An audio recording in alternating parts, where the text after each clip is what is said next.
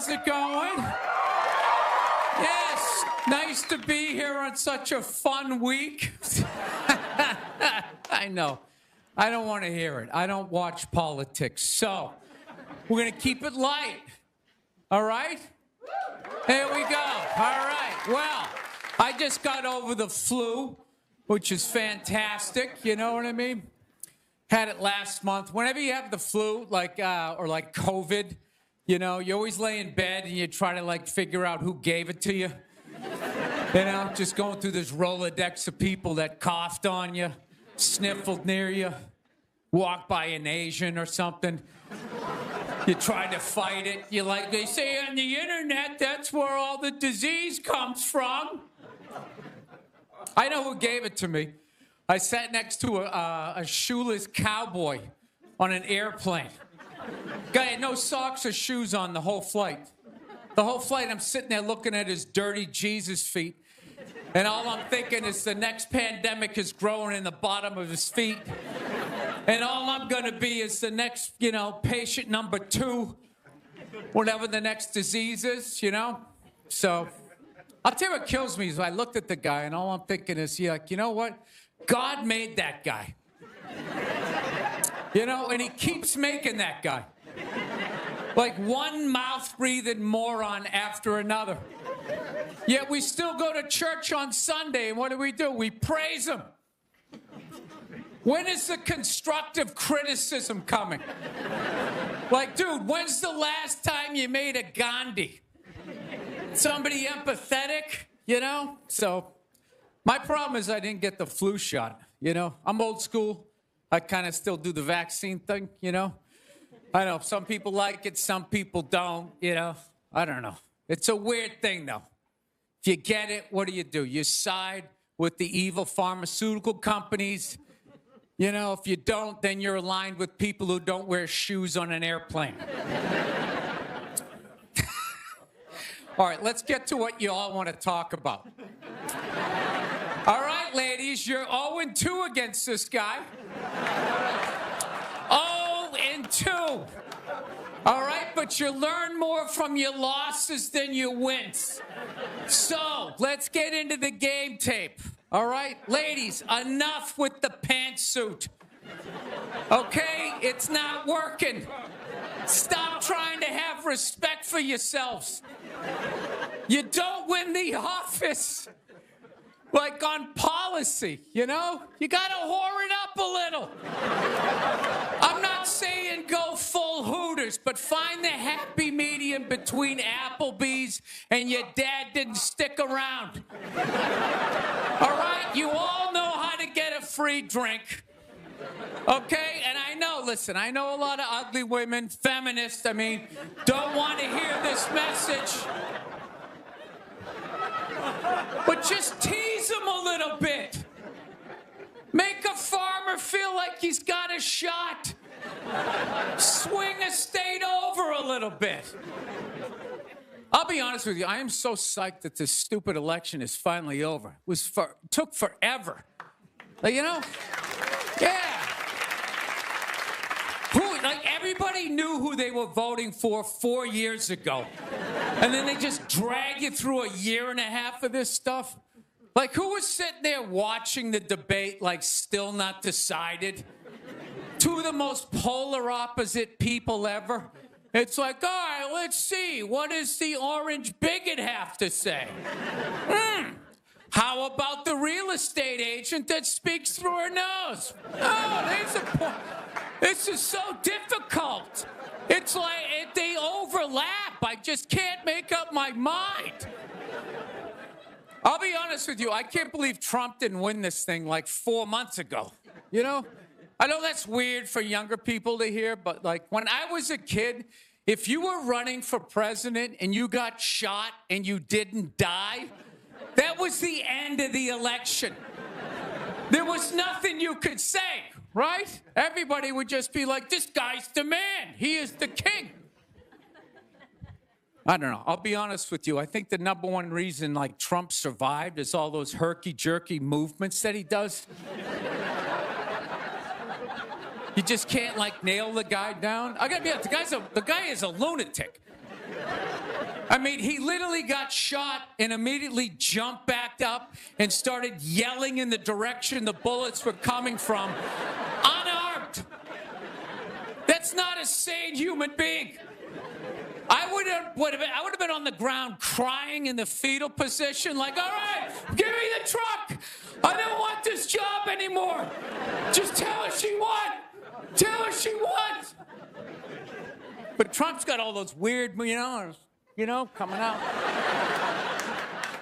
I think the guy couldn't get like a bead on him, And like right as he pulled the trigger, like Trump was just like, and Sleepy Joe, and the bullet went by his head.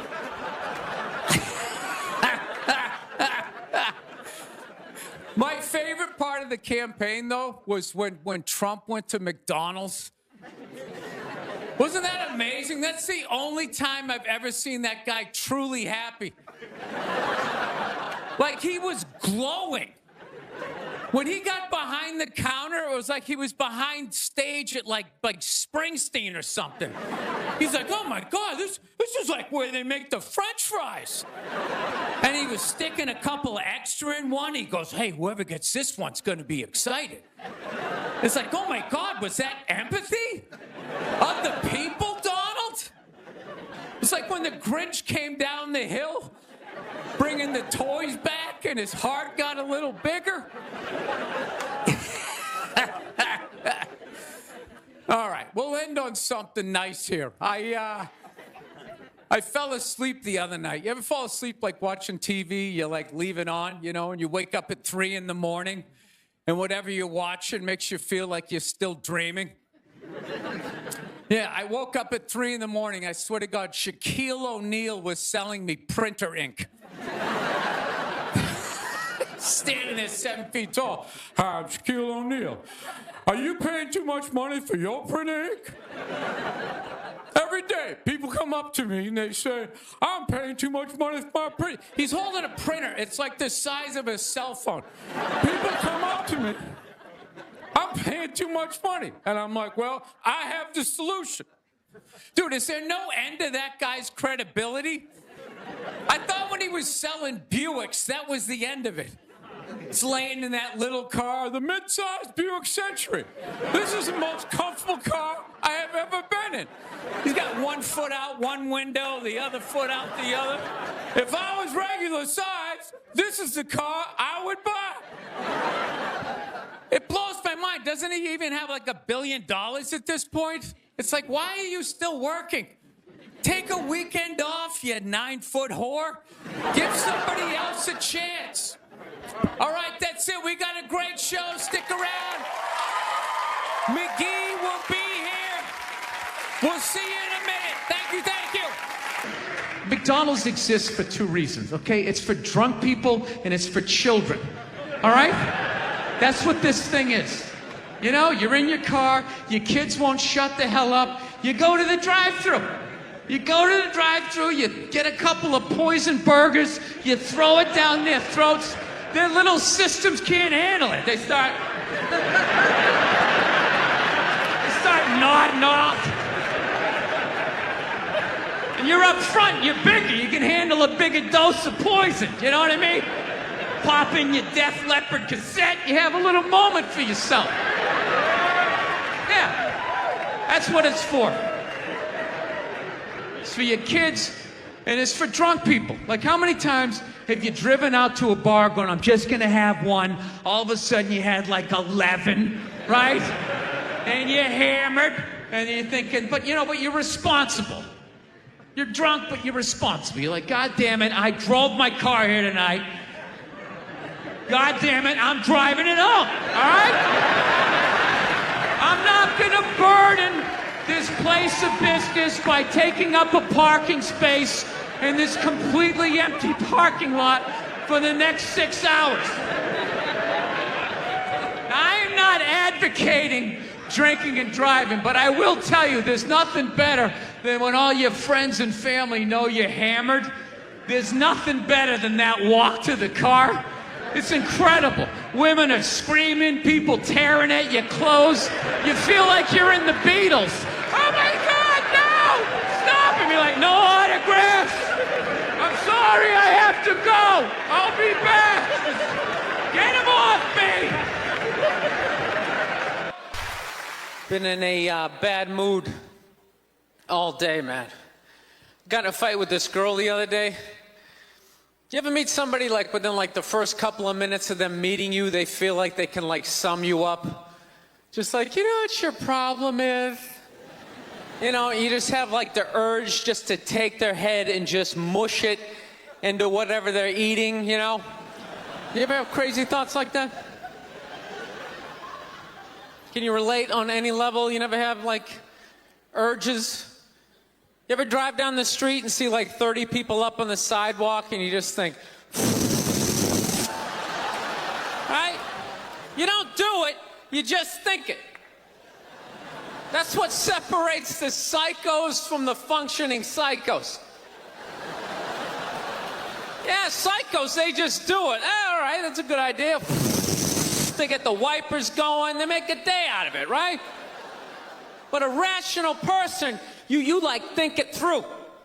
You start going, you man, if I just leave my hand right here, nobody knows who I am. I move it 2 degrees over here, I'm on the cover of Newsweek. I'm instantly famous. Right here, no one knows me. Like, hey, Bill, you want to go to the cookout? Maybe you could bring that potato salad you brought last year. It was such a big hit. One of the most horrific scenes we've seen in years. Bodies just strewn about. You know, Amy's gonna be there. She's still asking for you. You should ask her out. No indication he even tried to stop. Seriously, you're getting older. Put your hands on the dashboard. Put them on the dashboard. You have those? All right.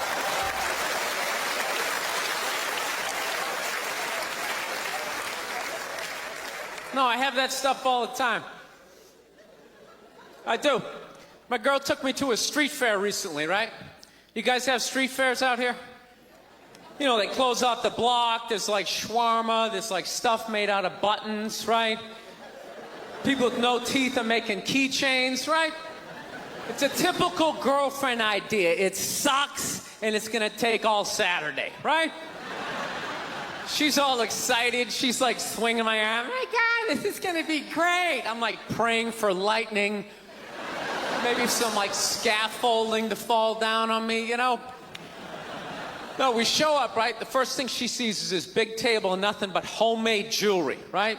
Homemade jewelry. It's got twigs, macaroni in it. It's a table of crap. It's crap. The whole thing is crap. But she loves it. She's like, oh my God, look at these earrings. Do you like these?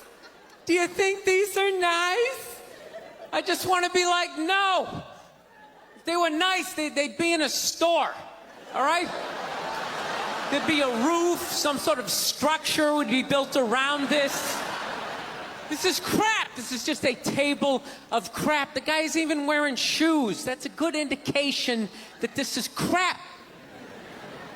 But I didn't want to ruin a day, so I'm like, yeah, go ahead, check it out. I'm gonna go get some air. Even though we're outside, I think there's more air to be had, right? So I walk like 3-4 tables away, and I come up to this lady. She got this big table of nothing but muffins. Muffins, right? It's like 85 degrees out. She's selling muffins, and she's got this big stupid, look at the muffins I made, look on her face. And the second I saw that part of my brain was just like, dude, what would happen if you just walked up and just said, hey, lady, these your muffins? Oh, yeah? And I just started going, blam, blam, blam, blam, blam, blam, blam. Like, how many of these muffins could I mush before anybody did anything? I mean, realistically, I think I could have got the whole table. Because even if you saw me doing that, it would take at least 5 to 6 seconds to process. Like, did they say he could do that? Is it like a game? Do you eat the muffin off your fist? That just seems like a waste of pastry. You know, there's no security at a street fair. There's no bouncer staying there. He's mushing the muffins. Okay, I'm on it. Sir, we're going to have to ask you to leave. And they just choke me out. So I just started thinking of the horrified look on this lady's face as I started slamming these muffins. And out of nowhere, I just started laughing like a maniac. Oh yeah, I'm like slumped over this fried dough cart. I'm dying. My girl looks at me. She's like, what the hell are you laughing at? And like an idiot, I actually tried to explain this screwed up thought to her. I swear to God, I'm just sitting there like, I was just thinking, what if I started punching the muffins? You know what I mean? I just started punching them. She's just looking at me like, why do I go out with you? Dude, but I swear to God, if I never broke eye contact the second I started hitting those muffins, that lady, she wouldn't even been able to call for help. I would have been in her head. She'd be like, did I go to high school with this guy? Why would you do that? Muffins are a happy food. I don't understand this. No, I gotta learn to let stuff go. I do, I got issues. I do. My neighbor got her dog fixed. Got this dog neutered, brand new dog, puppy. Got the thing neutered, and I'm like, what the hell did you do that for? She's like, well, you know, if I didn't do that, he was gonna hook up with another dog, then they're gonna make more dogs, and what are we gonna do with all these dogs? It's like, why don't you just let them go? They're animals, they'll be fine. I think that's what every city needs, just a nice pack of wild dogs just running down the street. It'd help with the obesity problem. Just chase people to the cars after they eat some big meal, you know? Just a nice pack of Rottweilers. One time she was watching this show, it was like a poor excuse for The View, and they started talking about domestic violence, right? For the 9 millionth time this year, they're talking about domestic violence, just in case, you know, you didn't get the memo, you know? Evidently, you know, just some people didn't get it. It's not okay to slam your wife's head into the cupboard drawers because she didn't dry the can opener off properly, you know? It's gonna fucking rust, right? How do you not know not to do that shit? Do they really have to keep talking about it? It's like wife beaters watching for, oh, fuck, ah! Now I get it. Ups a daisy, sweetheart. Here we go. There you go. Oh.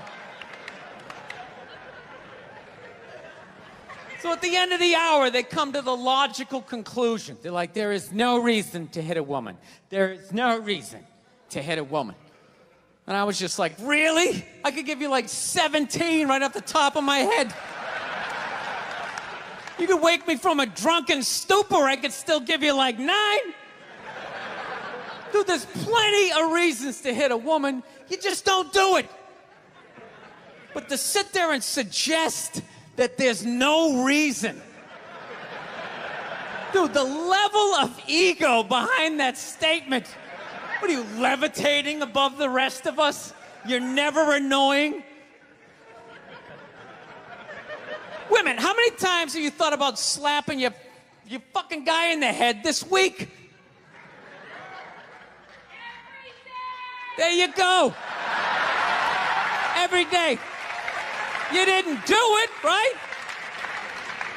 Oh, dude, it drives me nuts. There's no reason. There's no reason. Really? No reason? How about this? You marry a girl, you fall in love, you buy her a house. You go to work every day, paying off the house. You come home one day, she's banging the next door neighbor, hands you divorce papers. You got to move out, sleep on a futon, and still pay for that house that she's going to stay in. No reason. I'm not saying you should do it, but there's plenty of fucking reasons in that arc of a story. No, that's the thing. Really is, that's the thing. I hate that saying there's no reason. Obviously, I'm not saying to hit a woman, you know? But saying there's no reason, I think that's crazy. When you say there's no reason, that kills any sort of examination as to how two people ended up at that place. If you say there's no reason, you cut out the build-up, you're just left with the act. How are you going to solve it if you don't figure it out? Look how awkward it is in here right now. I said you shouldn't hit a woman. I'm just saying, how come you can't ask questions? You can only ask questions about what the guy did. You can never ask about the woman. Why is that? Why is that? What is that? What does answer him right mean? What does that mean? Are you the idiot who got up halfway through the special during the bit and you're like walking around like I'm not fucking taping a special here? What's wrong with you? What's wrong with you? Fucking had to ignore all of that and now you're gonna like yell out? And not only that, yell something that makes no fucking sense whatsoever? Answer him! Answer him! Every fucking special I do, there's always one. Always right down the fucking middle. Talking about hitting women, sweetheart. And I think you just added another reason. Jesus fucking Christ. You love this. I'm not even in a relationship with her, and she's fucking nagging me.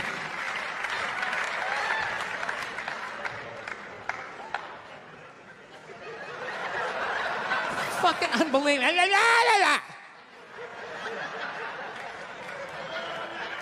Look, I understand hitting a woman's a bad thing, okay? Well, how come you can't fucking ask questions? I just don't understand. Like, if I get bit by a rattlesnake, wouldn't you guys have some questions?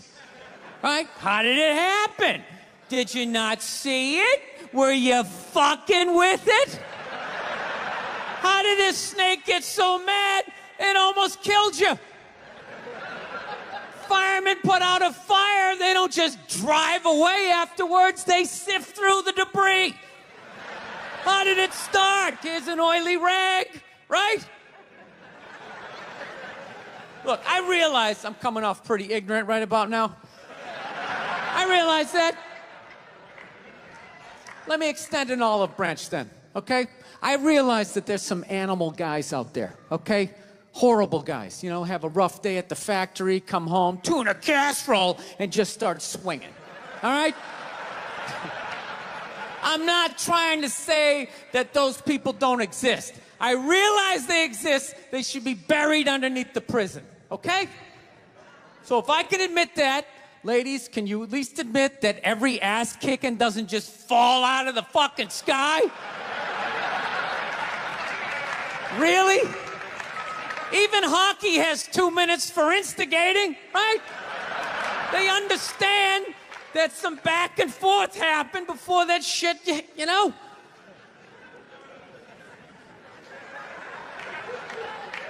You know what it is? It's every case is handled like that Rihanna one, where they just say, the guy's a piece of shit, fuck this guy, blah, blah, blah, send him to jail, and then they never ask anything about that. You know, I'm not saying he should have done it, but I'm just saying. Just saying, dude, in your heart of hearts, what do you think was going down before that happened? You think she was just sitting there going, oh my God, Baskin Robbins, you want to get some ice cream? And he fucking,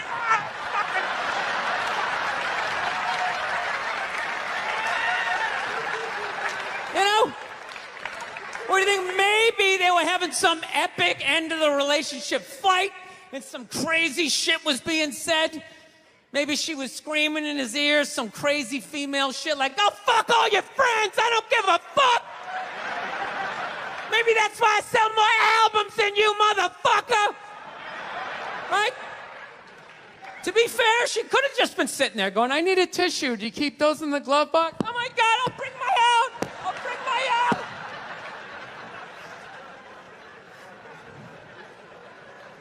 Now, fuck that, because you know what it is? They never address how women argue, which I think is a core of a lot of that shit. You know? And I got to tell you something, man. Like, I never knew how women argued. But after 20 years of losing every significant battle in a relationship, I finally figured out how they argued.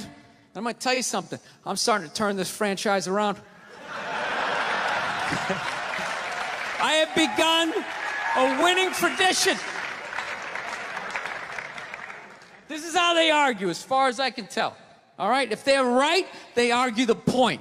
And they stay on point and make sure you stay on point until you're down on your knees, apologizing, begging for forgiveness. All right? No problem with that. Totally respect it. But here's the thing. If they're wrong, they go rogue. They go off-road. They start thinking of shit you're sensitive about. Maybe you don't get along with your dad. And in their head, they just start concocting this evil statement. Totally designed, this desperate Hail Mary attempt to make you so fucking mad, you just call him a cunt. That's what it is. And cunt trumps all the bullshit they did to start the argument. Now it's not about that. Well, that's no reason to call me a cunt. And then that's it. You're in this room now, right? And they won't hook up with you for a couple of days. Who cares? Who cares? You rub one out. Rub one out like a man. It's the champagne of victory.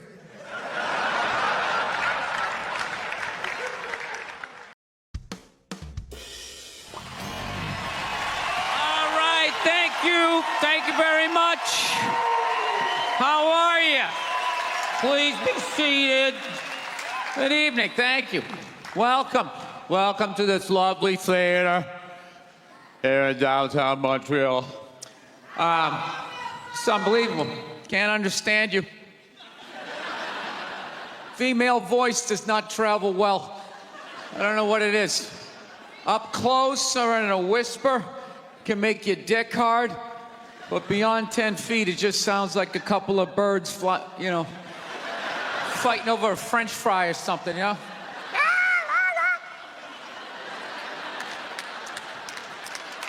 There you go. That's how we start. Nobody's coming out of the gate.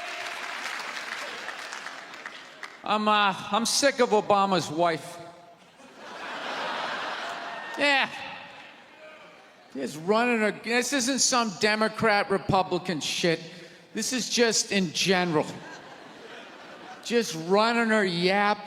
It's just like, shut up. You know? You weren't elected. You know, your husband isn't running a lemonade stand. No, I took mushrooms back in February for the first time ever. You know?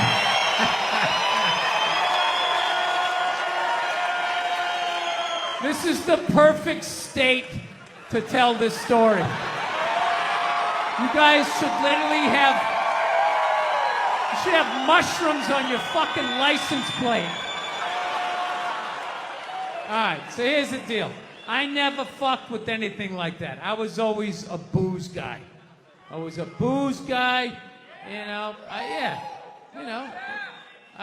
relax, everybody. I always get nervous when I get white guys going like, yeah, all right, woo, build the wall, okay, I'm fucking around. Relax. It's frightening to listen to, but that's what being a guy is. You're not allowed to have emotions. So that's all of that shit comes out when you drink. Do something dumb so I don't feel stupid.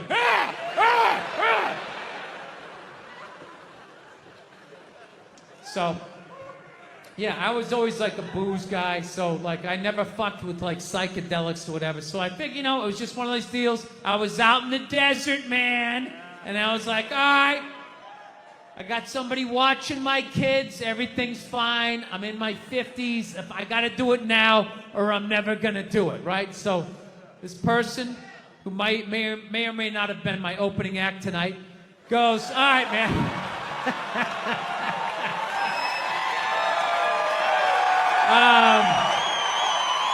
He's a good man. He says to me, he goes, all right. He goes, okay, just take like, it's always just like, all right. So, like, how fucked up do you want to get, all right? And there's always like a square, and it's like, okay, don't eat the whole square. Just like bite one corner, lick the other one, and then rub the other one and let it absorb in your face or whatever. So I'm like, all right. He goes, how far into it do you want to go? I go, I just want to trip a little bit, nothing fucking crazy. So he goes, fine. So I eat just a little bit. So I get a little nauseous or whatever. At first it feels like I ate some weed, but then all of a sudden, like I notice shit that's not alive looks like it's breathing, right? Like the refrigerator looked like it just did a lap around the house. It's kind of... Nothing threatening, you know? It's just like, you know, it needed it, you know? TV started getting bigger. It's looking like it's gonna fall on me, all right? And I was doing fine. I was fine. I was like, I know that TV's not getting bigger. And if it is, I don't give a shit. Go ahead. Spill that pixelation all over me. I don't give a fuck. I know I'm tripping. I'm having fun. I'm giggling. I'm laughing at shit. I'm putting things together, right? And everything is fucking great. And all of a sudden, about an hour in, all of a sudden, this profound sense of loneliness and not feeling loved just washed over me. Actually, I got a couple of friends of African persuasion, and I got to get rid of them, man. I got to admit to you. I'm finding I'm spending too much money on clothes hanging out with them, because I got to, like, fucking try to keep up with their wardrobe. It's like every time they go out, they got all brand new shit on. All brand new shit. So when I show up with my white version of brand new, which is, you know, I basically, I ironed the shit, right? I ironed it, right? It's new. They just start trashing me. I can't keep up with them, man. They got like fucking 58 pairs of sneakers. Ever notice that shit? Like every color fucking Timberland. And I don't give a shit what fucked up color their shirt is. They got a pair of shoes to match it and a hat. It's like a rule or something. They're the worst. Even when you wear some new shit, there's like some sort of rule that you gotta like space out the amount of time within which like that you wear it. Because God forbid you wear the same shirt within a 10-day period, one of them's gonna notice. All of a sudden just look at you funny like, this motherfucker's got the same shit he had on last Tuesday. And then the whole car's like, oh, shit! Then everybody just starts making fun of your fucking clothes. First they do the math, like, what was that, 5 days ago? 5 days? This motherfucker got 5 shirts! He got 5 shirts! And they start breaking it down. Yo, his first shirt be saying Monday, next shirt be saying Tuesday. Yo, on the weekend, he ain't be wearing no shirts.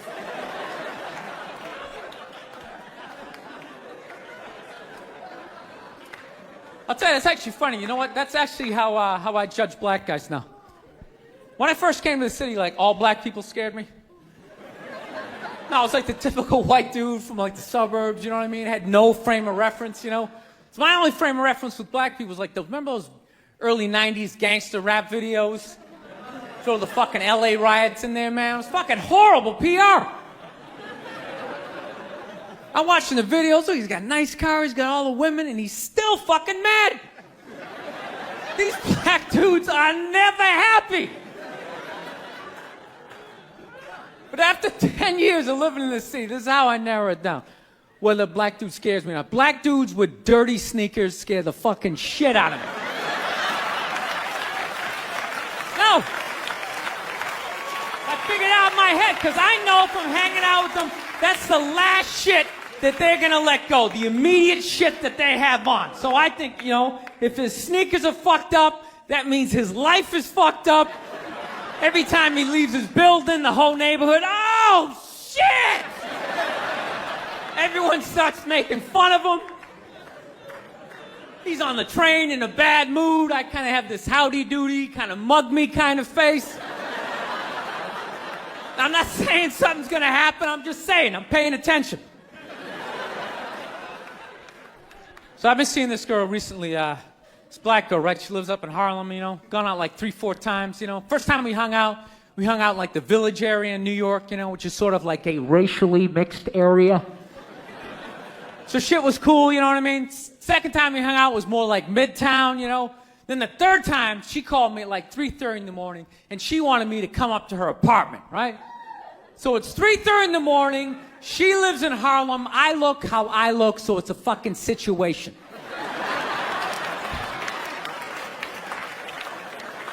Yeah, because you know the deal, right? Basically, a white dude feels comfortable up to about like 98th, 99th Street. You know what I'm saying? The second the streets start getting into like triple digits, like 100, 101st Street, start getting like a little asthma, like, ah, fuck, it's starting to get a little high up here. You feel that little tightness in your chest? Can you feel that? 106th Street, you're like leaning on shit, like, dude, where'd all the cabs go? How come there's no taxis up here? Dude, what's a bodega? I don't know what that is. Let's get the fuck out of here. So I'm praying to God she's going to tell me to take the subway, get off at like 105th Street, 103rd, you know, which is like the first stop in Harlem where I can still look over my shoulder and see like all the white people like disappearing over the horizon, you know? But she goes, no, man, you want to get on the Uptown 2-3 train, you want to get off at 125th Street. I'm like, God, fuck, 125th Street. Jesus Christ, that's like right in the middle of everything. I'm going to be surrounded on all four sides. I can't fucking do this.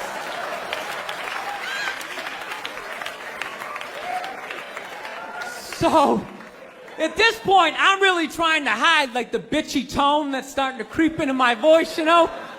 And I'm trying to ask for really specific directions for when I get up there, because I want to know exactly where I'm going. So she starts naming the streets I have to go down, and every other street up there is named after like a black leader, you know? She's like, make a left on Adam Clayton, take a right on Frederick Douglass. I'm like, God, fuck Adam Clayton. Yo, dude, go on the internet, look up Adam Clayton. Did he kill a bunch of white people during the slave revolt? Dude, I ain't going up there till I know what Adam Clayton did. Fuck this shit. So at this point, I'm really having a battle with myself. Because I'm thinking I can't do this, right? I'm like, I can't do this, but my dick's going, no, come on, man, we can do this, all right? Just relax. Pull yourself together and get on the goddamn train, right? So as always, I listen to my dick. Oh yeah, I get on the train. By the time I get up there, it's like 5 or 4 in the morning, right? I'm staying on like Malcolm X and like Danny Glover or some shit, right? I don't even know where the hell I'm at. When I see the street I want to go up, I want to go up St. Nick. I can literally see her apartment building, but there's like 5 or 6 black dudes standing right on the corner, right where I want to walk by. So I'm like, fuck! Felt like I was on like some reality show at that point, like some sort of like white guy survivor. It was ridiculous. So I'm thinking I gotta walk right by these guys, right? You know what's funny? I think that they were actually more surprised to see me than I was scared, you know? And I was really, really scared, you know, but I'm also really, really white, you know? Like shockingly Caucasian. You know what I mean? Like if you're not ready for me, I can like surprise you. No, especially if you live up there. You've probably seen a white person for hours, possibly days. So when I show up, it's almost like magical, like a leprechaun came out of nowhere, you know? Felt like I should have like a little pot of gold, like a rainbow behind me. Top of the morning to you, latte. Kind of dance my way past them. But it's been going all right, you know? Once I get in her apartment, I'm fine, you know? I relax, sit down, you know, watch a hip-hop countdown. Pretend like I know the groups, you know what I mean? It's just getting there that's a fucking pain in the ass. But, you know, I don't get mad at it, because I figure, you know, black dudes got to go through the same shit, though, right? When you go out to the suburbs, go fuck a white girl, right? Just that same awful feeling of just leaving your people behind, you know, just less and less of you as you're fucking driving out there. Probably start off lean and you're all fucking cool. 20 minutes in, you're driving like 10 and 2, the radio's off, like, dude, I don't like this shit. I don't like this shit at all. There's too much grass. I don't see any rims. This is fucked up. None of the windows are tinted. I can clearly see white people in every car. This is fucked up. Listen, you guys were awesome. Thank you so much for coming out. South, man, I had a real weird experience last time I came down here. I was in Nashville, right? Sort of an awkward social situation, right? I'm sitting at this bar. There's this white dude sitting like 2 stools away. I don't know him. He doesn't know me. And that's... All right, thank you. Thank you very much. How are you? Please be seated. Good evening. Thank you. Welcome. Welcome to this lovely theater here in downtown Montreal. It's unbelievable.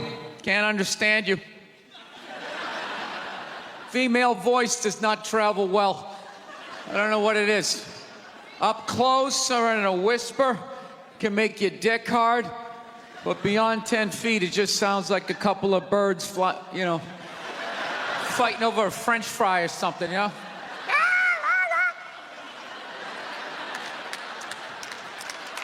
There you go. That's how we start. Somebody's coming out of the gate. I'm sick of Obama's wife. Yeah. Just running her. This isn't some Democrat, Republican shit. This is just in general. Just running her yap. It's just like, shut up. You know? You weren't elected. You know, your husband isn't running a lemonade stand. He's running the country. No, generally speaking, first ladies, they've been out of line for a good 25, 30 years. They think for some reason that their husband has the job, that now they should be chiming in like they know some shit. You know? Dude, if you had a leak at your house and you called the plumber, and the plumber comes in and he starts fixing it, what would you do if 5 seconds later his wife, who isn't a plumber, comes walking in? Well, I think we should route it over here. It's like, shut up. Just because you're fucking the plumber doesn't mean you understand plumbing. Okay? Now, this is all like my fears, because they're trying to tell us down south here that they're starting to like gear up for Hillary Clinton to be running for president, saying like, I think that would be a good thing. Yeah, people clapping. What is that based on? Based on what? I don't get how she became a senator. That's shocking to you? She went from never holding political office to immediately being a senator. Why? Because she was fucking the president? Should Tom Brady's wife be the next quarterback of the Rams? Does he have some sort of magical powers? Like, you suck at sports? I couldn't throw it all, and then he fucked me, and I just picked up this ball, and I was just lacing it in there. It was incredible.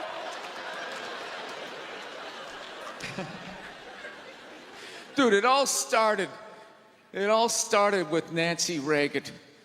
That's where it first went off the rails, you know? She came out with her little bird body, you know, just her big head.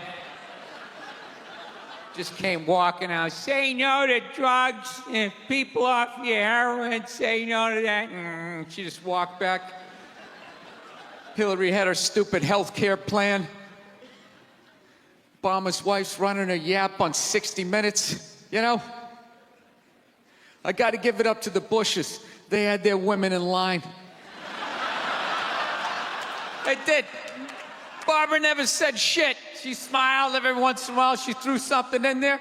George W.'s wife, I don't even know her name. This dude was in office for 8 years. I don't even know her fucking name. What's it, like Beth or Paige or something like that? He had her on lockdown. Going out there tonight, I'm giving a speech. And when I say something and they laugh, you're gonna nod. You're gonna smile, and you're gonna nod that head.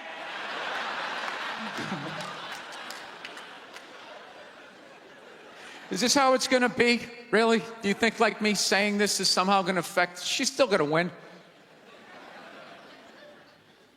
Listen, let me ask you this question. Do you think that a woman being president is gonna affect anything? Do you? Oh, do you? What are they gonna do? What are they gonna do? What the fuck is she gonna do? Do you know what the president makes? The president makes $400,000 a year. That's it.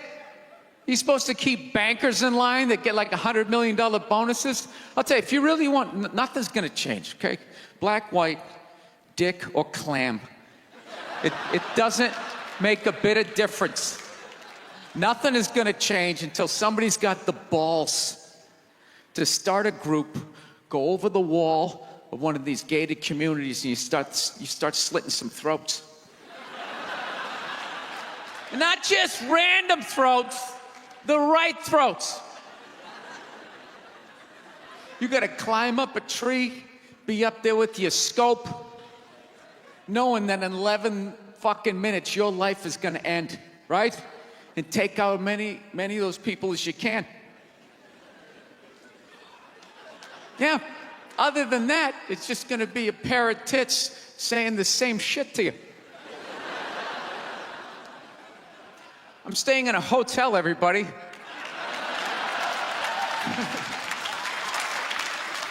I like staying in hotels. They make me feel comfortable. I feel safe in a hotel. You know, you got the lobby. There's always somebody down there in case an axe murderer comes in. That's the first person that's gonna get killed. You can hear their screaming when you're up in your room. Gives you a chance to plan. Barricade the door, you know, turn on the shower, hide in between the mattresses, right? Little misdirection. Back in the day, I used to stay in motels. I hated staying in motels. Could never feel safe. You were lying in a bed 2 feet from a door that just opened up out into a parking lot. Anybody in the world could just come walking up, kick the door open, you motherfucker, just drag you out of the bed. And you're just lying in that bed, so not ready to have a fight to the death. Sitting there half naked, like nodding off. Meanwhile, there's some guy on the other side of the door with a chainsaw, like. You're lying there like, it's kind of early to be trimming the hedges. And when that dude comes through that door, you lie to yourself as a man that if something like that happened, dude, I'd just jump up, grab a lamp, let's fucking do this. You know what the reality is? Most people, the best you could do is maybe make a weird noise. Just be like, and that would be it. That would be it. That dude just come in. The last thing you'd see is just ceiling carpet, ceiling carpet, ceiling carpet, ceiling carpet, ceiling carpet. Looking upside down back at your own body, right? I will say this. What I do enjoy about this theater is nobody has told me it's haunted. Anytime you go into a theater, they always give you the history. It was built 1948. It was a tribute to Rocket Richard. Everybody chipped in, blah, blah, blah, blah, blah, blah. And we have a ghost. His name is Michael. I immediately lose all respect for anybody over the age of 8 that still believes in ghosts. It's like, really? You still believe in specters and goblins? What is the end game of being a ghost?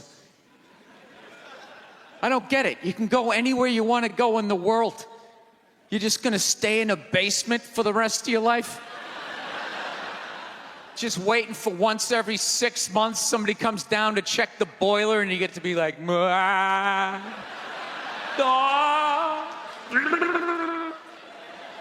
wouldn't you go somewhere? Dude, I'd fly right to Washington, D.C., fly right into the CIA building, just start sitting in on meetings like these. Yeah, I grew up in a very, angry time. You know, you were afraid of your dad's dad. I talked about this shit before, but I'm still working through it, so just bear with me.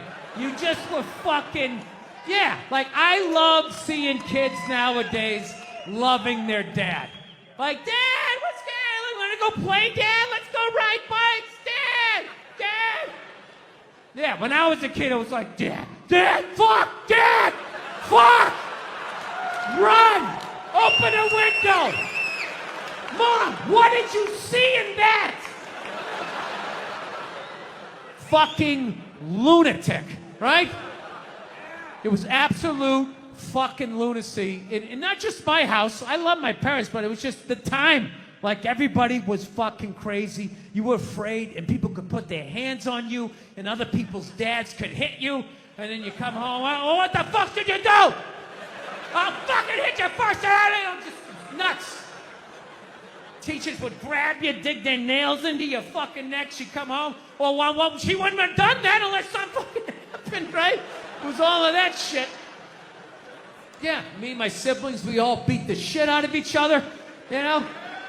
And then we all teased the dog, and the dog bit all of us, and we never got rid of the dog. One time the dog bit me in the face. I was fucking with it. It was eating it. I was like, and it just latched onto my face. I was like that. My dad had to stitch me up and everything. We still didn't get rid of the dog, you know? He's a good dog. He had a moment. Jesus Christ. Well, Jesus Christ, you shouldn't have put your goddamn face down there near the fucking dog there, right? I live this fucking isolated life, man. I go on the road, I'm in green rooms, and I just fucking, I'm just by myself all the time. You slowly go fucking crazy. I did a gig recently. I was in Ireland, and I was in the green room by myself, and I went to turn on the light. It was one of those pull switches, and it wound up around itself, looked like a little noose, and I immediately just thought, what if I just stuck my head in there and just turn the lights out, literally and figuratively. Was not thinking about killing myself at all the second I thought, hey, what if I just fucking did that? And then I looked in the mirror, I caught my eye, and we both laughed.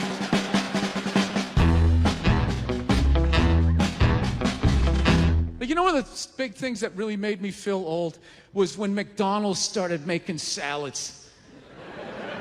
That literally ripped my heart out. I'm like, they're doing what? What? Now they have wraps. And they're doing all of this shit. You know what it was? Was out of shape people complained to them. That you're like, oh, you don't have any healthy options. It's like, dude, this is McDonald's. This shit is poison. Who the fuck comes here to get in shape? Whenever I get McDonald's, I have a whole plan. At my age, I'm 48 years old. I know what I'm going to order.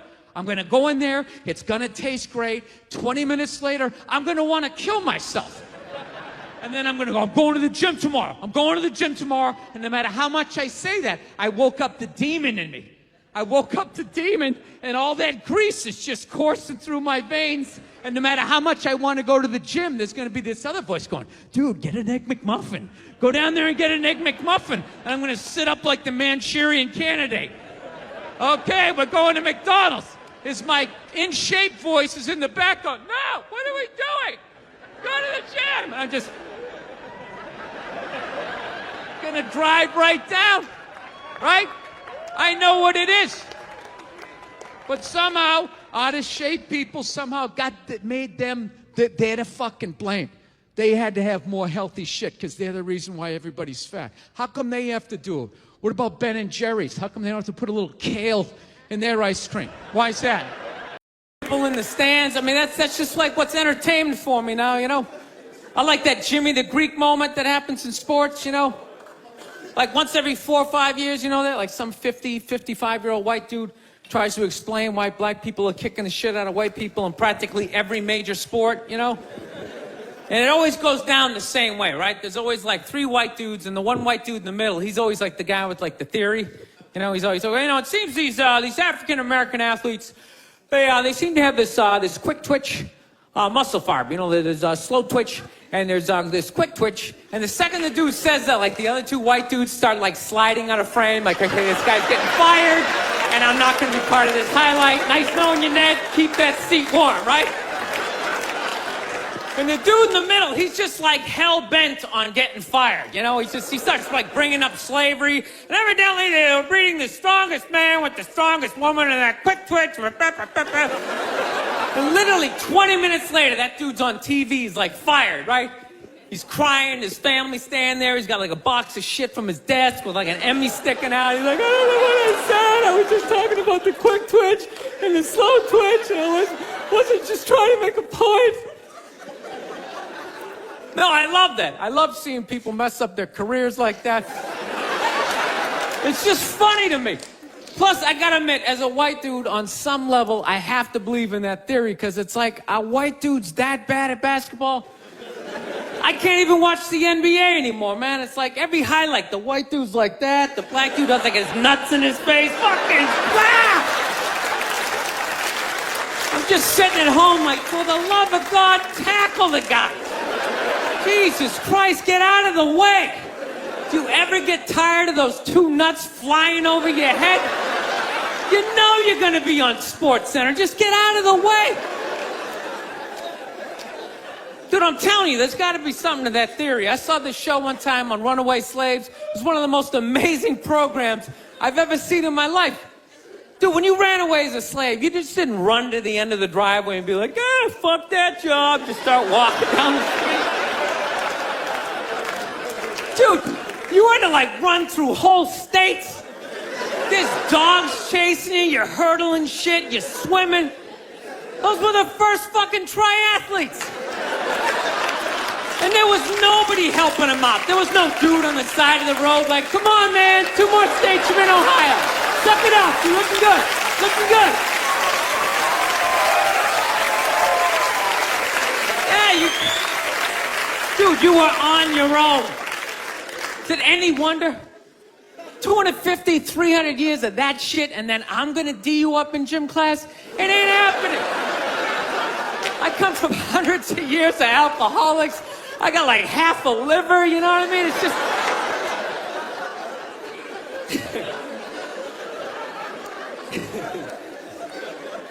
You know what's funny to me about that stuff? You can't even like, you know, I obviously know that theory's crazy, but it's just like, you can't even bring up how well black people are doing in sports. Everybody gets all weird about it, which I don't understand, because it's like a compliment, you know? Like, feel how weird it is right now. You know, I just brought that shit up all of a sudden. I'm saying something good, right? I saw a coach get in trouble for that shit. Like, his team was like 0-6 or something. They just couldn't win, and every week the press was just getting on him more and more and more, right? And the dude, he was just like flustered, and he had like a moment of honesty. They were like, why can't you guys win a game? He's like, oh, you know, I don't know, the offense isn't getting it done, you know, defense, you know, too slow, and it just run out. Tell me, we gotta get some more black guys in this team, because I'm telling you, it's just not. And immediately, everybody's like, what? Everyone started freaking out like they had no idea what this dude was talking about. It's like, are you watching SportsCenter? Or do you see the Olympics? Like, I love the 100-meter dash, right? There's always like 9 black dudes and that one token white guy in like lane 8. And I'm just sitting there going, come on, man, one time. Just one time, just win the bronze, just do what you gotta do. And the white dude always stays with him till like the first turn, then he like fucking blows out his hammy. Those other 8 black dudes are like... Where's that white dude the next Olympics? He's like up in the broadcast booth. His career's over. He's like a commentator. Yeah, it's gonna be a great race. Still can't feel my fucking toes, but I'm telling you. No, I don't get it. It's like a compliment. We're saying you're fast. That's a good thing, right? People start all freaking out. Oh, you're acting like that's all we can do. You're saying we can't be scientists. No, we're not. All we're saying is if there was a race to the microscopes, you fuckers would win. We're just saying that you're fast. You get there first. Your lab coat would be flapping in the wind. I get there like 3 minutes later, all cramped up. What are you looking at, bacteria? No, you go first. You just go first. Jesus Christ. That was a Volvo. The guy ran by a Volvo in street shoes. I've never seen that before in my life. No, I get into those arguments all the time. All the time. Friends of mine will be like, well, how come anytime a black athlete does something, they say it's an athletic move? Anytime a white athlete does it, they say it's an intelligent move. And it's like, well, fair enough, man. It just depends on what you're doing. You know what I mean? It's like, if you read a defense, white or black, that's an intelligent move, right? But if you take off from the foul line, jump over 9 other dudes, and throw the shit down, those other 9 guys aren't standing there like, fuck, why didn't I think of that shit? Here I am dribbling around, guys. I think that's some superhero shit. Shit like a cape flapping in the wind with a big S on your chest.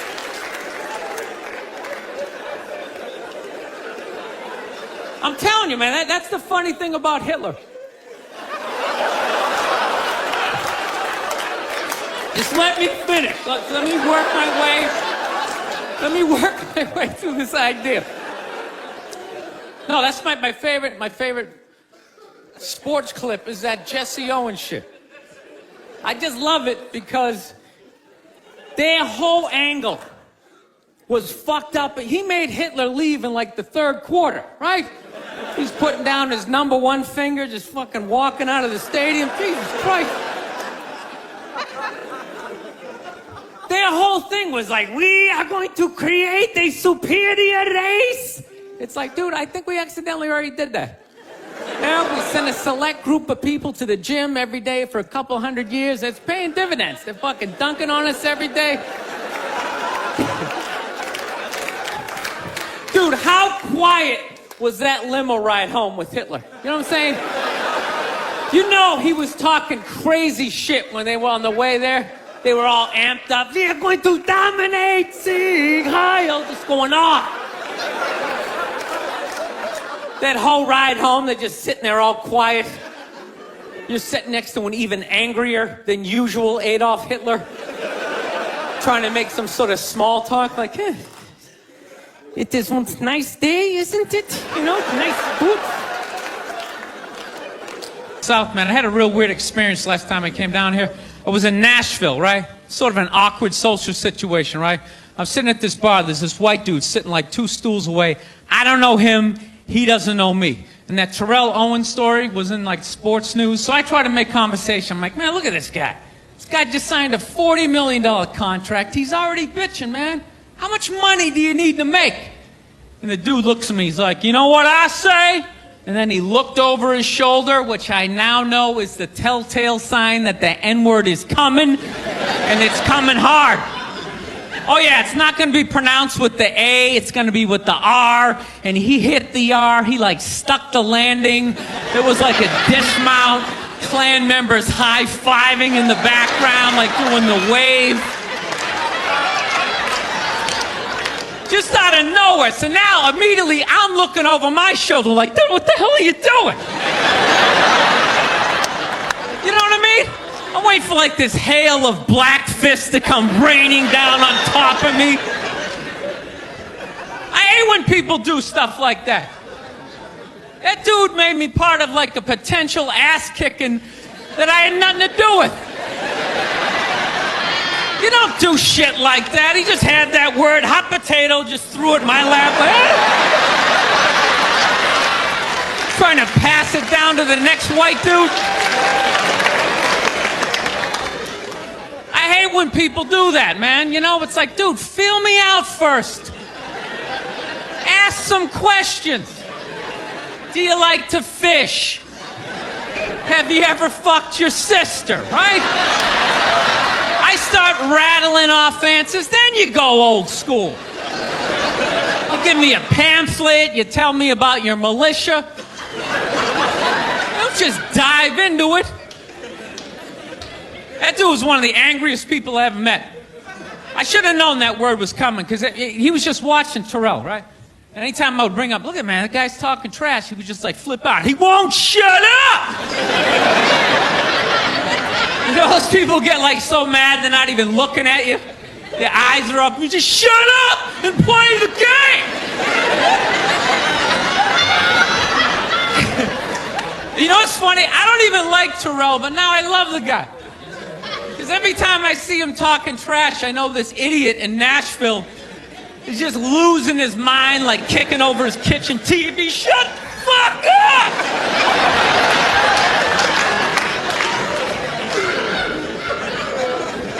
I like violence, man.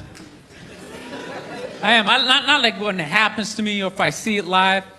I like watching it on TV, you know? Watching people, you know, get attacked by animals. Just get blasted in the face or something, you know? Like, I'm a huge sports fan. You know my favorite, like, moment of, like, the last year was in sports? That Detroit Piston, Indiana Pacer, bench clearing brawl. Wasn't that great?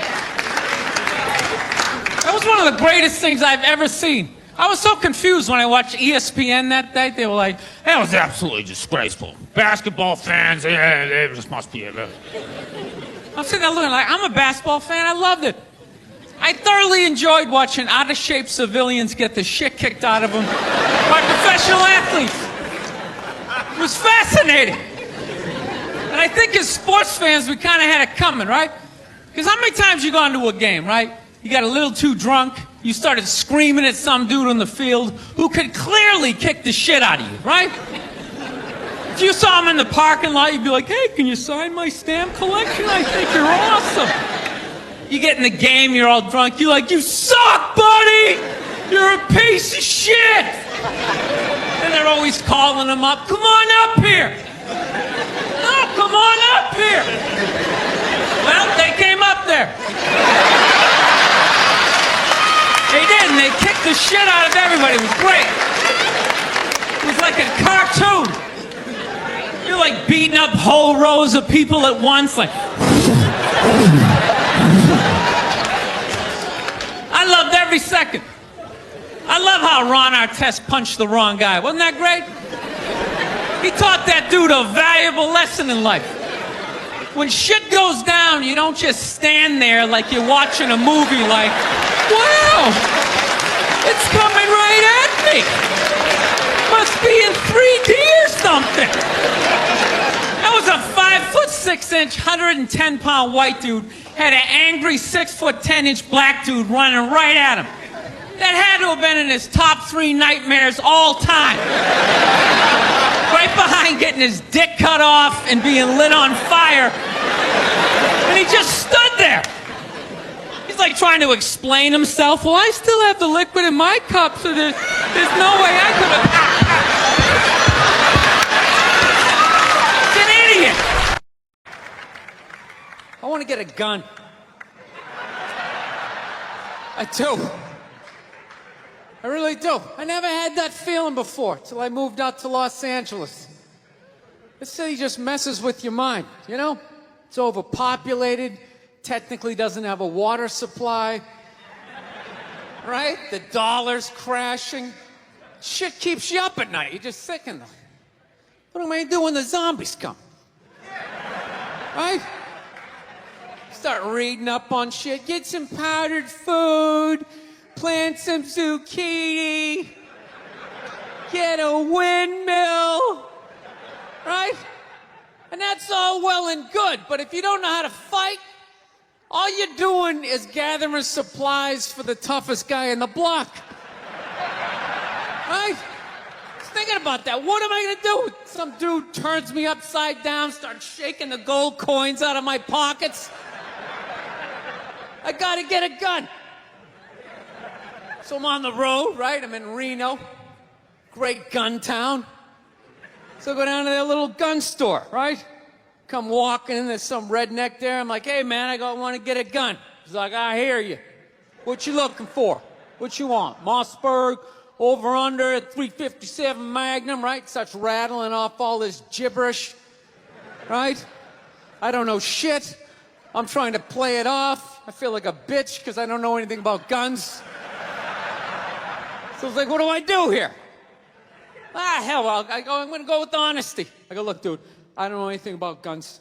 They terrify me, but I'm worried about the zombies. All right?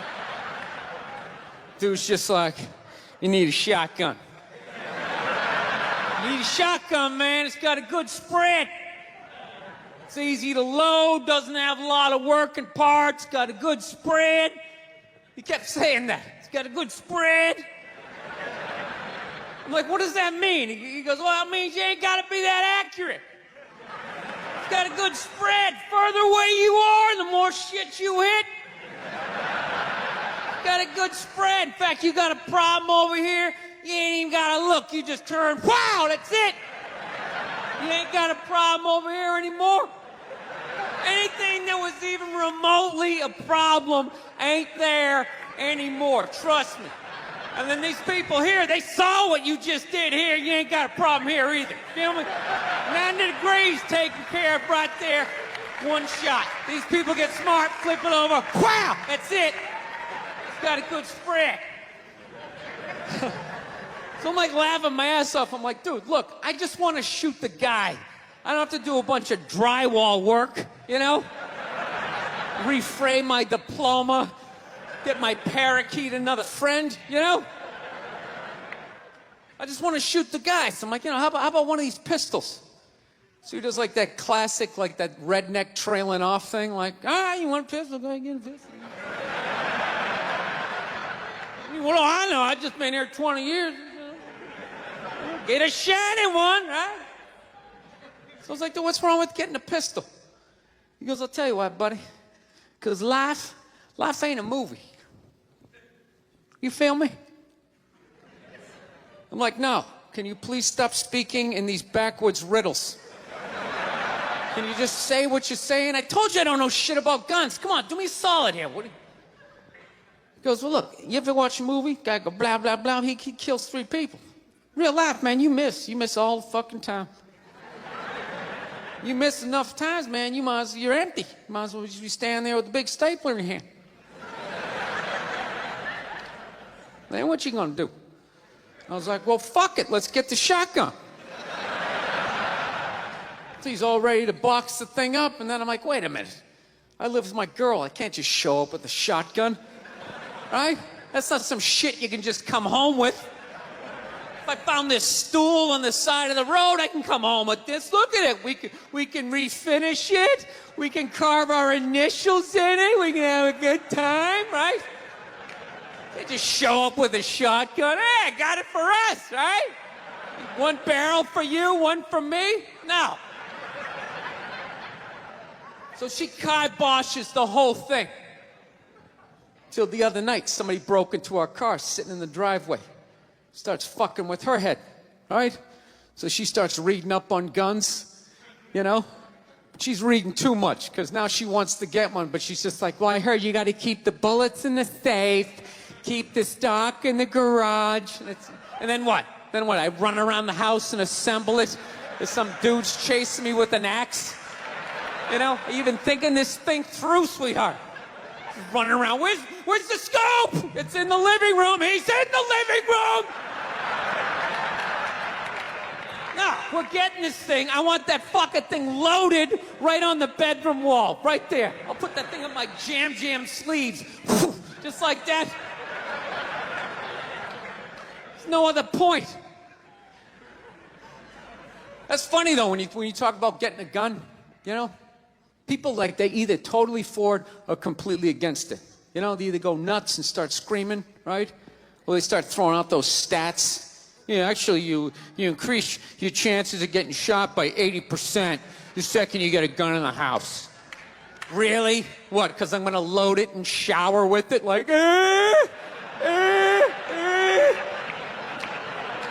The fuck? I know it's dangerous. You get a pool in your backyard, you immediately increase your odds of drowning in your backyard, right? You couldn't do that before, now you step on a rake, in you go. No, I'm telling you, I don't buy in any of that shit.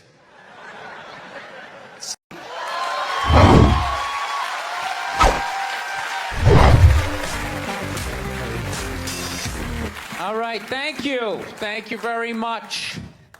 I here from Los Angeles.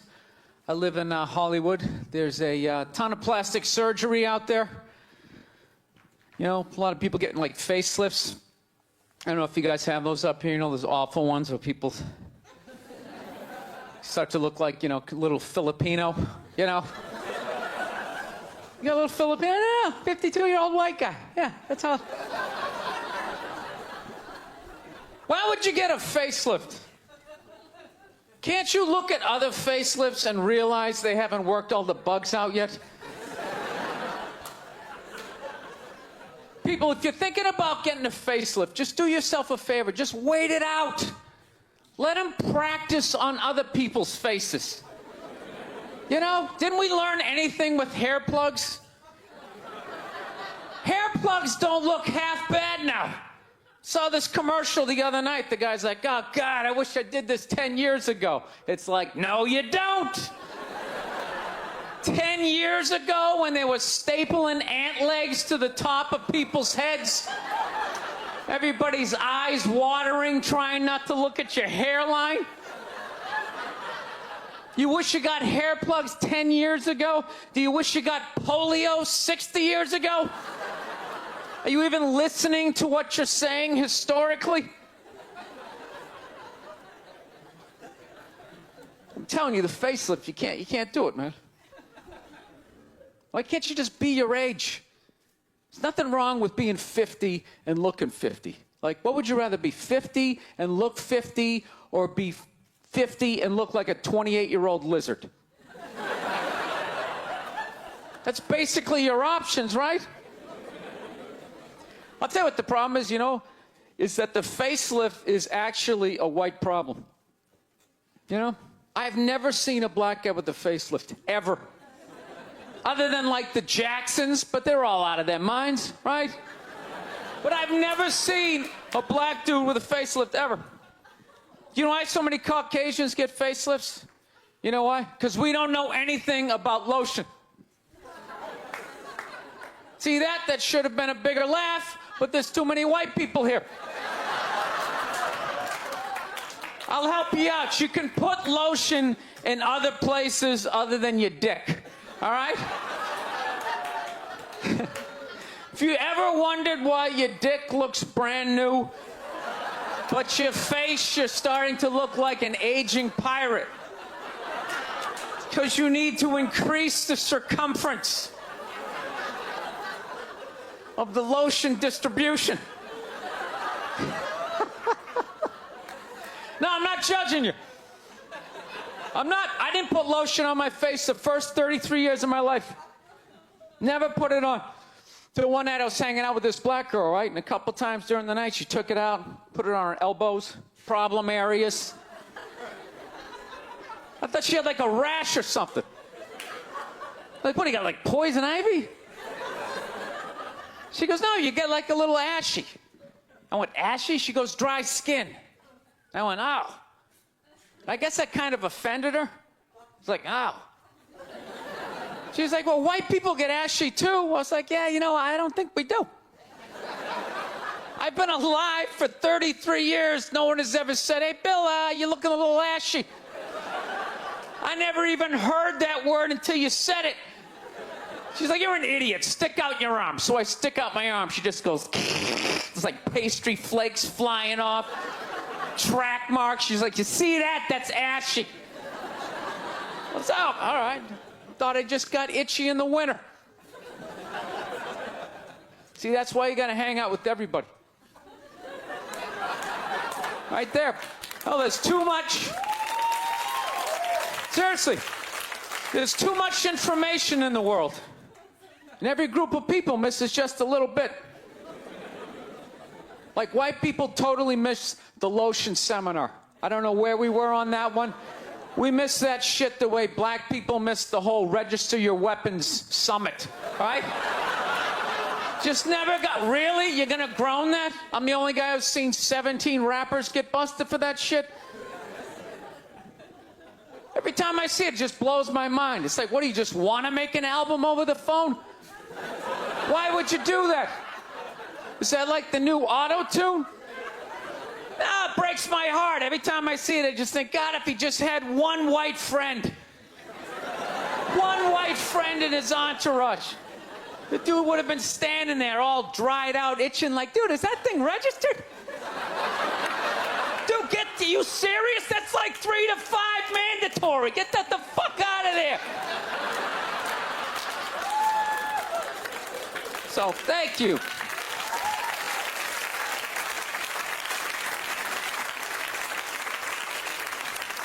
So, Schwarzenegger just got busted down on the States, yeah?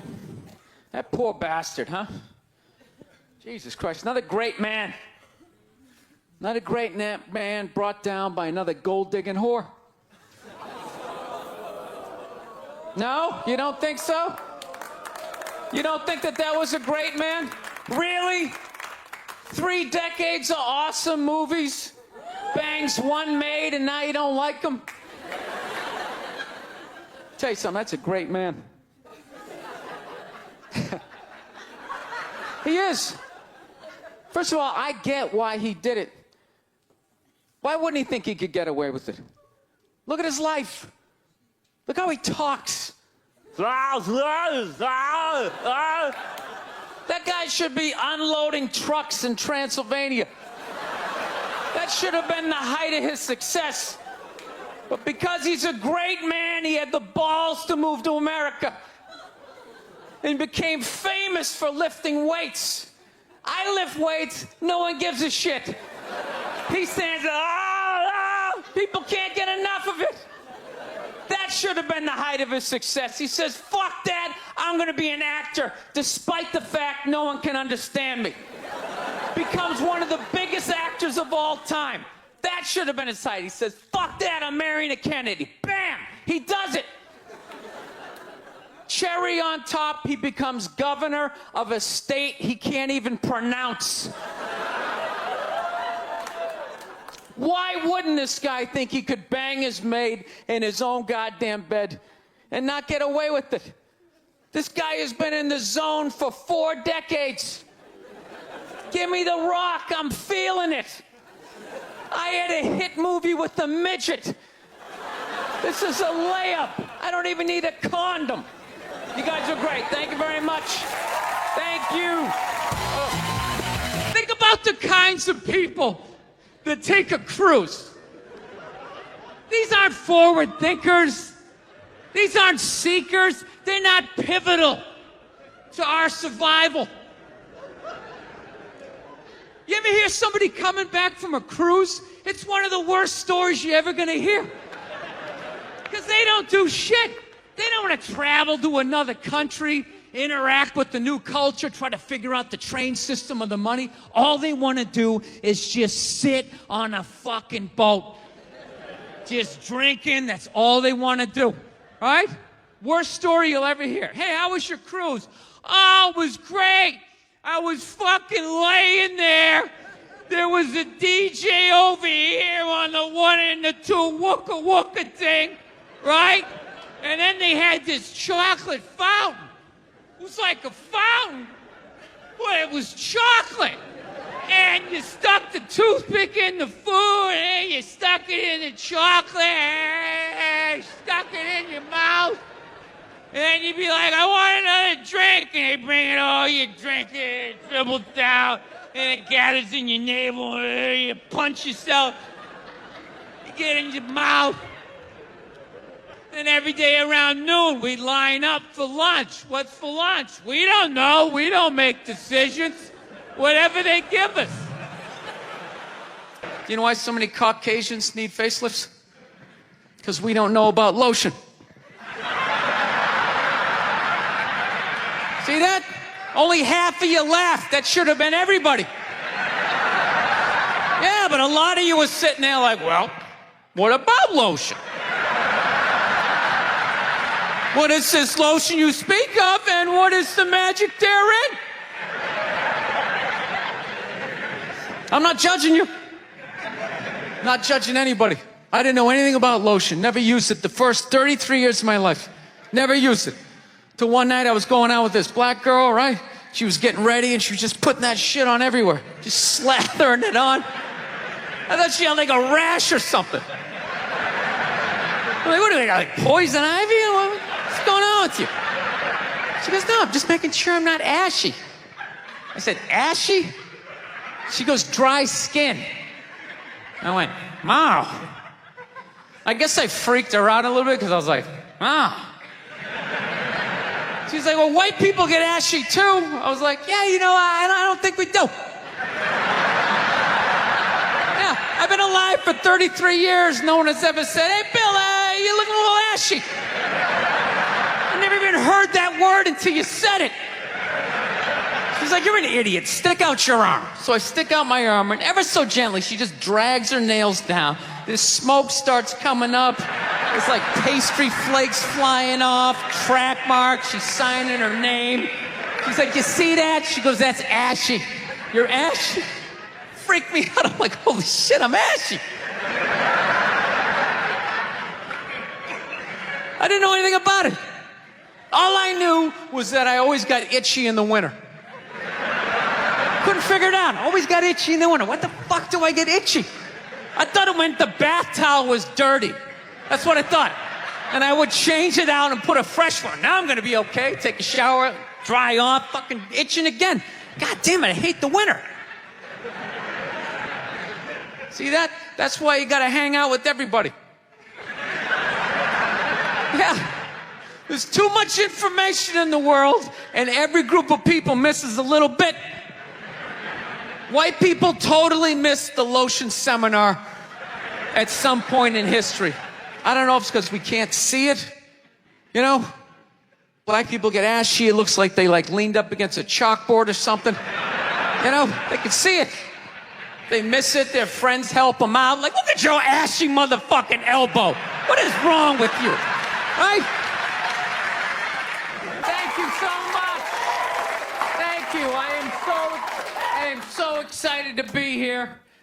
I've been doing stand-up forever, and this has always been a lifelong dream of mine to come here and host Saturday Night Live. So thank you so much for coming out.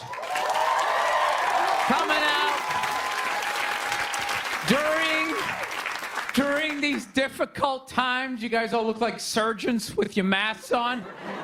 Makes me feel comfortable that you're wearing masks. I like people who wear masks. That's good. You're listening to the eggheads, the people we all cheated off of in high school, right? Keep listening to them. And then if you don't wear a mask, that doesn't bug me either, right? Take out your grandparents, you know? Take out your weak cousin with the asthma. I don't care. It's your decision. There's too many people. It's a dream come true. If you're that dumb and you want to kill your own family members, by all means do it. Stops you from reproducing. It's literally a dream come true. And speaking of dreams come true, did you see Rick Moranis got sucker punched on the Upper West Side? New York is back, baby! New York is back! Yes! We lost our edge there for a minute. City started looking like a giant Bed Bath & Beyond, and then bam! Oh, Ricky took one in the chops. It had to happen. That's what happens when you stick an M&M store in Times Square. All right? The universe has to balance itself. Get the peep shows back in Times Square. Old people can walk safely 40 blocks away. I don't know. I'll probably get canceled for doing that joke. You know, how stupid is that cancel thing? They're literally running out of people to cancel. They're going after dead people now. They're trying to cancel John Wayne. It's like, yeah, dude, God did that 40 years ago. They're all up in arms. They're like, did you hear what he said in that interview in Playboy in 1970? Can you believe that? It's like, yeah. He was born in 1907. That's what these people sounded like.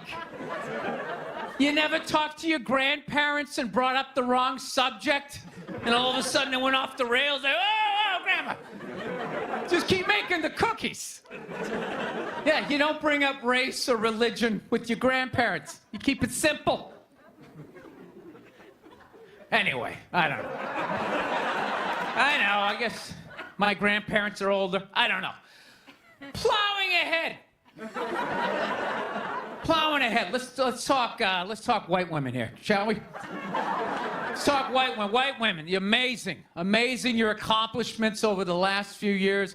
I got to tell you, the way white women somehow hijack the woke movement, generals around the world should be analyzing this. Just to refresh your memory, the woke movement was supposed to be about people of color not getting opportunities, the at-bats that they deserved, finally making that happen. And it was about that for about 8 seconds. And then somehow, white women swung their Gucci-booted feet over the fence of oppression and stuck themselves at the front of the line. I don't know how they did it. I've never heard so much complaining in my life from white women. My life is so hard. With my SUV and my heated seats. You have no idea what it's like to be me. Trashing white guys. The nerve. Where's the camera? The nerve of you white women. Listen, I don't want to speak ill of my bitches here, okay? I know, but let's go back in history here, okay? You guys stood by us toxic white males through centuries of our crimes against humanity. You rolled around in the blood money, and occasionally when you wanted to sneak off and hook up with the black dude, if you got caught, you said it wasn't consensual. Yeah, that's what you did. That's what you did. So why don't you shut up, sit down next to me, and take your talking to.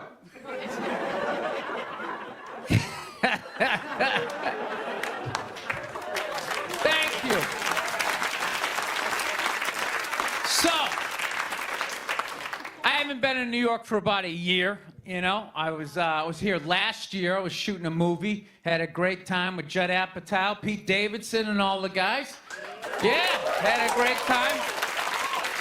And I hadn't been here in like 13 years, and I immediately noticed how extra crowded the city was. And I was getting all claustrophobic. I'm like, what's going on? How much of people not using safe sex and making all these babies, you know? So I finally walked up to this old New York door guy, and I was just like, dude, what's going on? What's with all these people here? And he was just like, oh, no, don't worry. He goes, it's June. He goes, it's Pride Month. And I'm like, what's that? You know, I'm 52. I never heard of it, right? Didn't have that when I was a kid. He goes, oh, it's Gay Pride Month. And I was just like, oh. Dude, you know when you're just like stuck in the Matrix and you just can't, everything's just pressed up, you can't see anything, and then somebody gives you that little nugget of information that just pulls it back? Like, why is it so crowded? It's Gay Pride Month. Ah, tank tops. 0% body fat. 2 guys kissing. Rainbow flags. Ah! I didn't know that. That's what I learned. The month of June is Gay Pride Month. That's a little long, don't you think? For a group of people that were never enslaved. How did they get all of June? Dude, black people were actually enslaved. They get February. They get 28 days of overcast weather. Sun goes down at 4 in the afternoon. Everybody's shivering. Nobody wants to go on the parade. Look, yeah. How about you hook them up with July? These are equator people. Give them the sun for 31 days. There's gay black people. They could celebrate from June 1st, June 31st, 61 days of celebrating. All right, that's all my time. We got a great show for you guys, everybody. Jack White is here. It's gonna be amazing. Please stick Stick around. We'll be right back. And I gotta be honest with you, too. People were too hard on that Clippers guy, man. I'm telling you. For an 80-year-old white guy, that wasn't that bad. All right?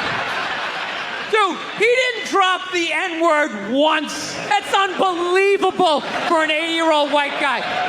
The N-word should have been carpet bombed through that whole tape.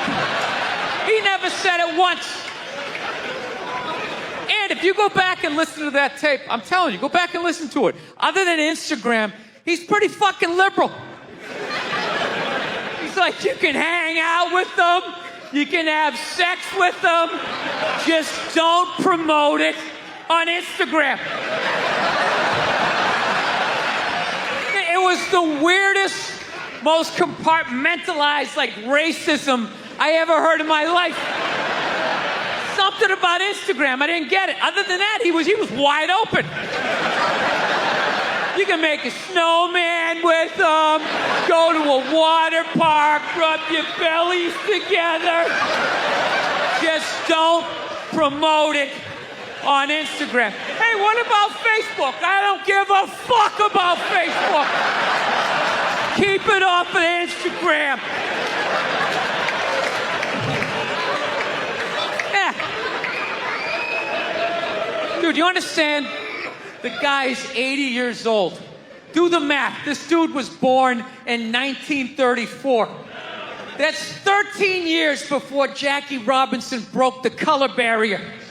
First 12 and a half years of this guy's life, he watched all-white baseball, and it was fine. First 12 and a half years. Up next, Whitey Willoughby. There's a line shot out to Peter Peckerwood. What a catch! Unbelievable into Chris Cracker. What a great day. What a great day for a ball game. White baseball, white players. Dude, his parents were part of the generation that finished off the genocide of the Native Americans. All right? That's who taught him his ABCs. I'm telling you, you can live too long. You can live too long. I'm telling you. You wear out your welcome.